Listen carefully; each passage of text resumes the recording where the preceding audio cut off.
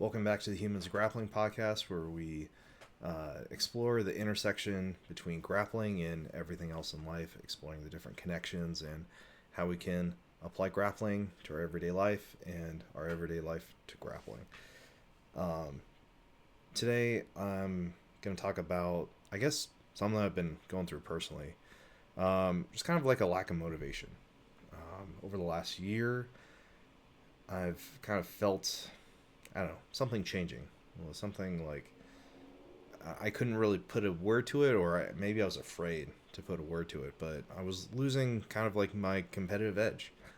Um, I I did ADCC Trials, West Coast Trials in April 2024 this year, and I don't know, I wasn't into it, or like I wasn't as invested in the outcome of that as I was in 2022. So, for those of you new around here, I'm going to tell my glory story of just there I was in 2022, and or not even before that. I saw John Blank in 2019 make it to fourth place in ADCC 2019. I watched him. He like fucking he made it, and I was like, wow, a dude can have a regular ass 9 to 5 job. He was an electrician, like a real job, and make it to the top of this jujitsu world. And I'm like, okay, I want to do that for myself. So that seed got planted and came to fruition in 2022. ADCC West Coast Trials. Um, I I'm in the 99 kilo division. I make it to the round of 16, and I face Elder Cruz, who is like a name now. He was a name then, but like I think he's like IBJJF black belt world champion now, and like he's been to the show a handful of times. And I meet him in the round of 16 in the 99 kilo division in 2022. And I lose by 3 points. I lose by 3 points to a professional jiu-jitsu guy. And I'm a nobody, right? Like, I'm just a fucking, like, I wasn't a college athlete. I wasn't, like, anything special. Like, yeah, I was maybe, I was the strongest guy on my football team, but I didn't play any sports in college. I just, for the first year of college, I was just kind of a fat ass partying and drinking and like not like taking school seriously, but I was not healthy and arguably still not healthy but with food, but you know, um, but I found jiu-jitsu in college and I just kind of worked at it. I wrestled in high school and I was okay at wrestling in high school, but again, nothing special. Um, but then over time, I like made certain life decisions, life moves. Like I was training in the Bay Area, lived in the Bay Area. Then my wife and I, um, then girlfriend at the time, moved out to Las Vegas, and I somehow ended up at 10th Planet Las Vegas, and um, now that means something, but before it didn't. Um, and I didn't even train with Andy Verla and all those crazy night class guys that you see on Instagram and whatnot, right? Like I train at 6 a.m., like the most normal amount of I don't know, talent, and not special, not dissing my teammates or whatever, but like when we started, we started at the bottom. Now we're here. Now, like there were 6 people in the 6 a.m. class 6 years ago. Now there's 6 black belts on a good day in the 6 a.m. class, which is nuts, right? This was not expected at all, right? If you just showed me by the numbers on paper, is this guy gonna go to ADCC and and win? No, absolutely not. I don't come from a camp. I don't come from like this isn't my life. I have a real ass job outside of this jujitsu thing. This was just kind of like an unresolved thing that I needed to go and do. Like I needed to like fix this I guess fix this thing inside of me of like, all right, I broke my hand in high school wrestling my senior year. I couldn't go to state. Like that was my goal, to go to state and do well in state, mostly because I wanted the state patch on my varsity jacket, which is fucking lame, which is the worst possible motivation. But hey, like you think some dumb shit when you're in high school. Uh, but I wanted the dope ass like California state patch on the back of my Letterman jacket, but it's just in my closet now. I never look at it ever, right? Like we do the dumbest things when when we're fucking 18. But a smart thing was I went to college, and I went to a really good college, really good engineering school, and they made what they don't tell you about school. A good school is that they make you work hard. Is that it's going to be hard. They are going to push you, and through that, I had work ethic, but then now I had even more. And then my first experience with work, I almost got fired because I just didn't understand the expectations were to be a professional. So that pushed me even more. And then I applied that level of professionalism to jiu-jitsu.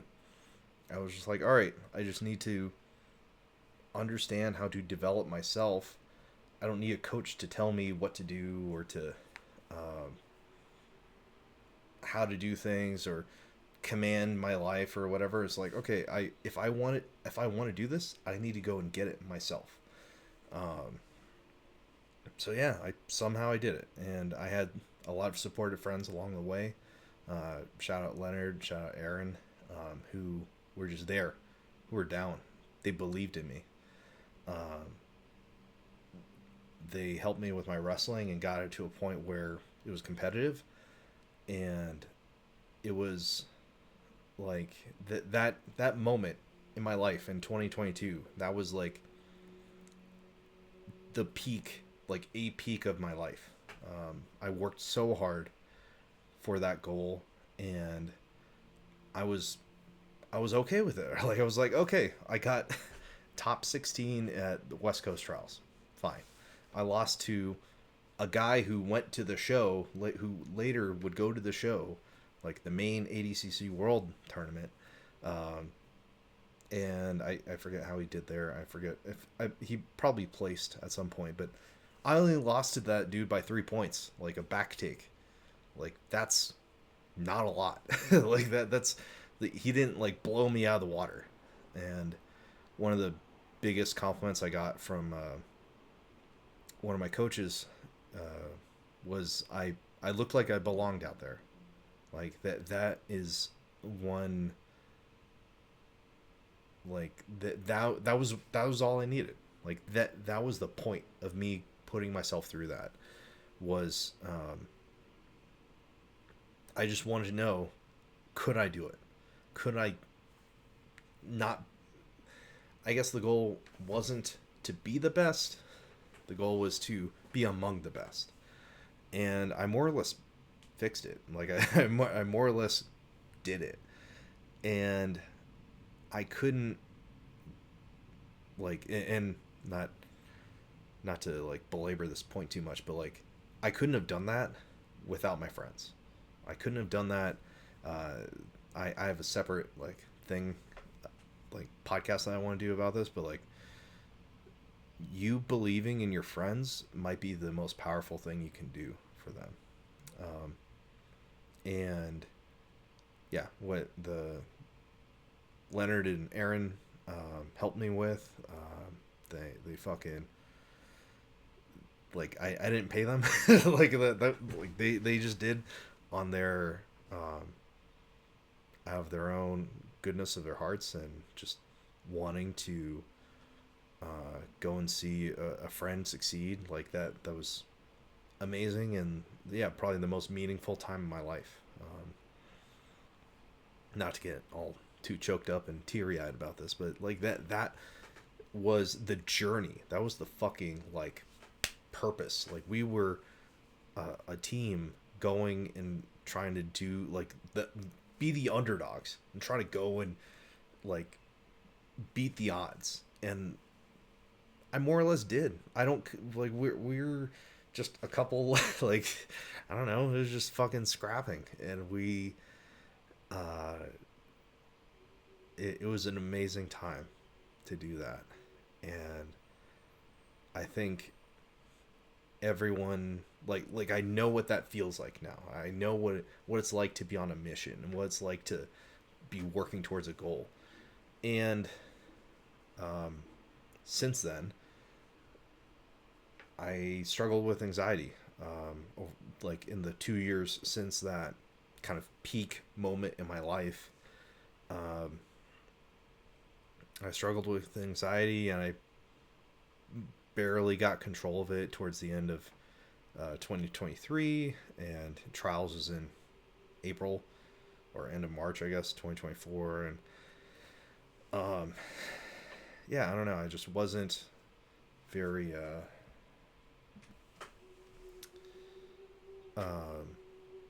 I don't know. I wasn't fully on board with having my shit together, and like I didn't feel that same drive. Like like there wasn't that urge, I guess, to succeed. And I still trained, I still made weight, and I still like did the thing, but I was definitely, I don't know, my heart wasn't fully in it.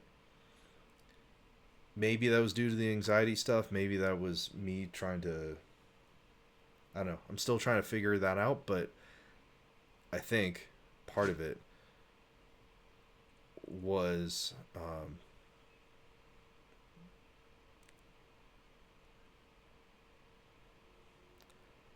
me not like me. I only needed to do that thing once. Like I proved to myself one time, hey, you can be among the best in the world. You don't have to go and be the best in the world, right? Like um it's like you you make it to a certain level of success, and you're okay with that level of success, right? Like you don't um if I make, I don't know, I make a software developer salary. Okay, I'm pretty comfortable here. I could go the rest of my life making this and I'll be fine. I don't feel the need to go and make $100 million or $1 billion, or like I don't have that drive to be ultra wealthy, right? I have the drive to be comfortable, to like make a good living for myself, and um, make my family comfortable, and like provide for my family. But I don't have the drive to be an ultra winner. And I think that like something has to be very wrong in your heart to where that like all the money in the world cannot fill that void, right? And I think there was just that unresolved thing from high school. Like I broke my hand in wrestling high school senior year. I didn't get a senior year. I couldn't. I did not get a closure, I guess, on that senior year of wrestling. And who knows, if I like say if I didn't break my hand second match of senior year, maybe I could have wrestled in college. Maybe if I did well enough, I could have wrestled in college, because I wrestle in California. California is very competitive compared to all the other states. So maybe I could have wrestled in college. Who knows? But who knows what could have been. And that was burning at me. That was eating away at me. I was like, and then I started jiu-jitsu, and I was like, oh, there's a world championship for jiu-jitsu, and anybody can fucking enter it. There's no like pipeline. There's no there's very low barrier to entry. Just anybody can sign up for it and compete against some of the best people in the world.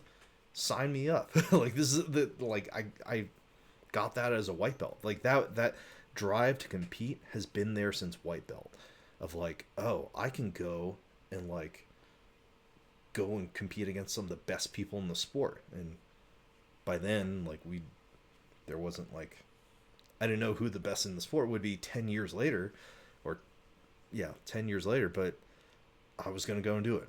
And I did. And I also so happened to, in that 2022 trials run, I beat a guy by ref's decision, just by fucking sheer will. That was the hardest match I've ever had. I was exhausted, but in that match, I think I broke it. Like, I broke him like conditioning wise, and that was like the most satisfying victory, over this guy Daishik Goto. I'm sure he made it to the show.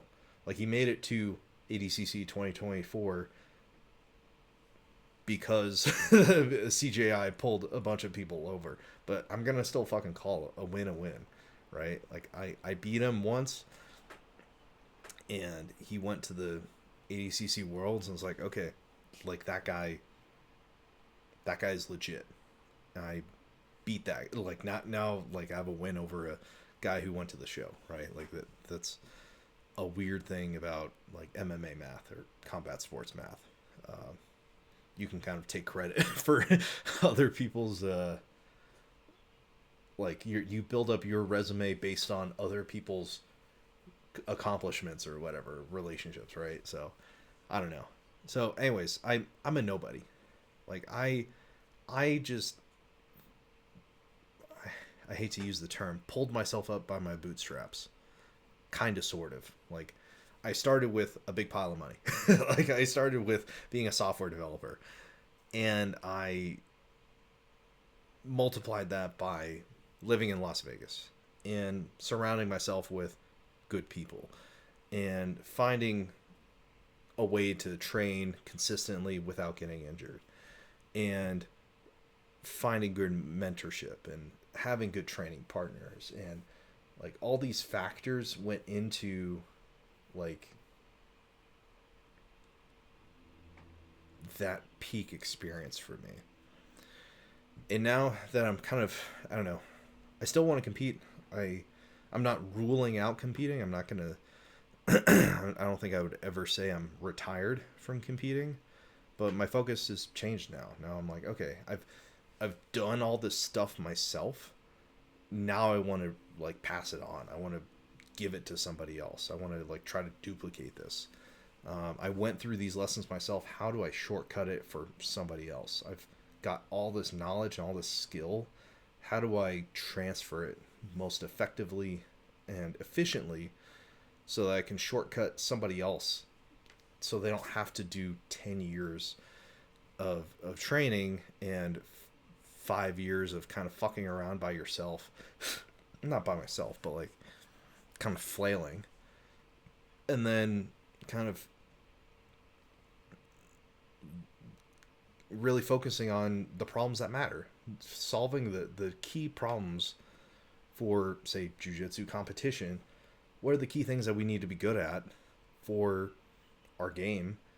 And how do we play our game? How do we do the thing that we are best at and win in that way?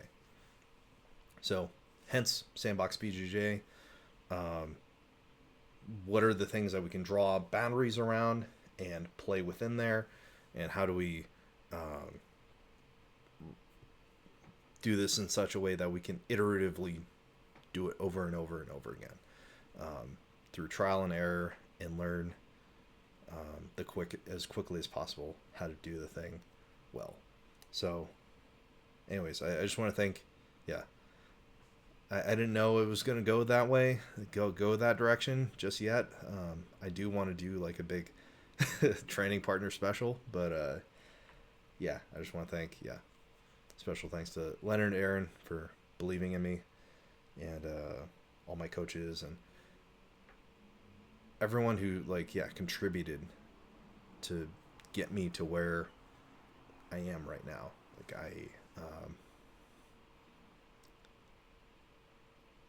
And I think the best way I can do that is to give back, to pay it forward. I think that's the best way I can honor the amount of time and effort people have put into me, is by putting it out there and spreading as much as possible, right?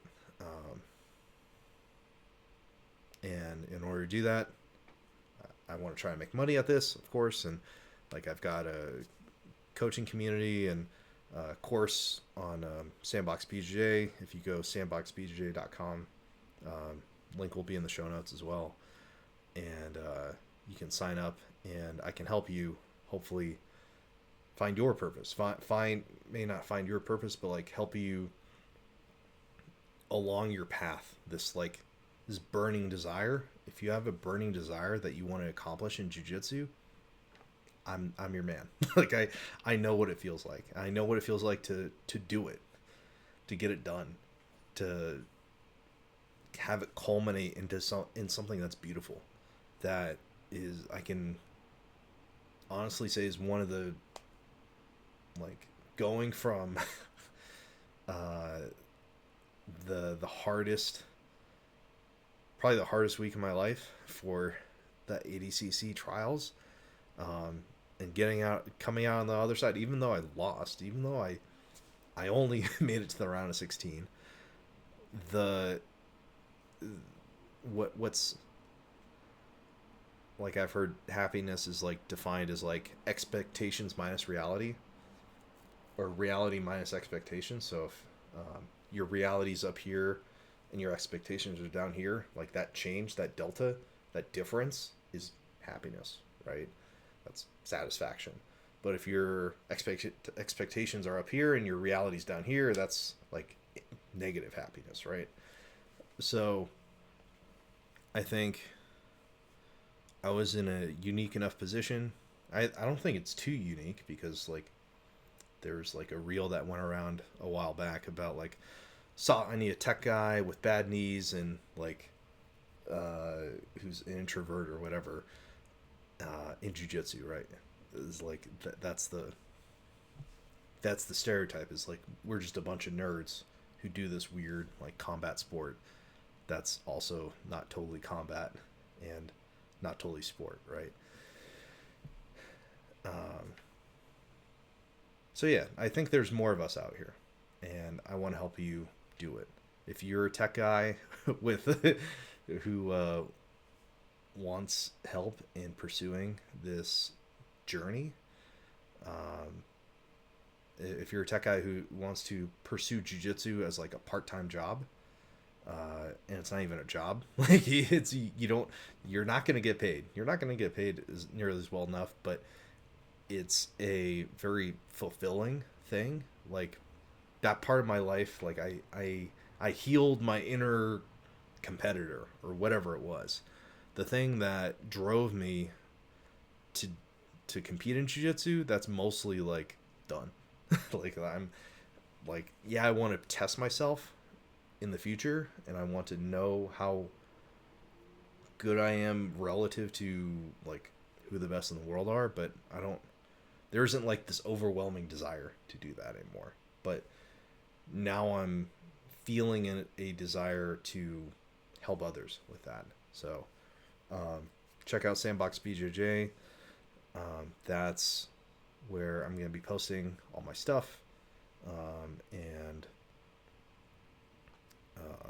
we'll have a community. I'm trying to softwareify jiu-jitsu. I want to professionalize it, and like I want to run like a weekly stand-up where we all talk about what we're working on, what we've done, what we're working on, and if anything is blocking us, and really kind of get people thinking about their jiu-jitsu outside of jiu-jitsu. I think that was a big part of my success, was I maximized my time in jiu-jitsu, in class and on the time on the mats, but I also like got the most out of it outside of class. Like I was recording my rolls, I was reviewing my rolls, I was increasing the amount of like information I got from each class. I was squeezing the most juice I could out and making as making each class as effective as possible at making me better. Um, so yeah, I think I'm just rambling now, but um, if you have this burning desire to win, jiu-jitsu competitions for whatever reason, if you're broken like me, if you feel like there's a void, and you want to fill it, that not like pause, but but if there's like something that you feel like you need to do, you're young, like um, if you're 20 something and you want to go out and conquer, and you want to go and do the thing for real, come talk to me. Like I want to help you do it. I think the ultimate reason why I've done all this stuff for myself is to ultimately help others do it, right? Like I only have such a small time period to like be utterly focused on my own development, and now I'm like, okay, how do I give back?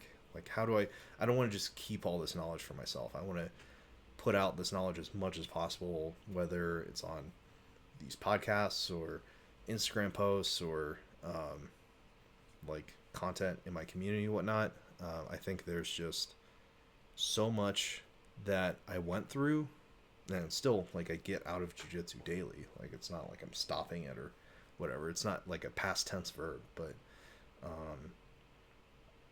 I think there's just so much that I know, and what I know that I can do and help people with.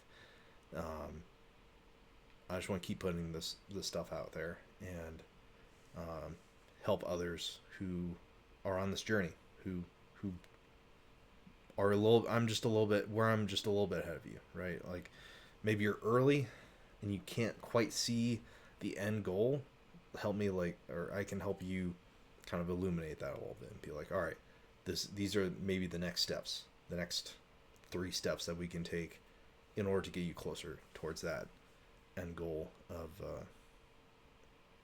being a real professional person while doing being also semi-pro at jiu-jitsu. So anyways, thanks for listening.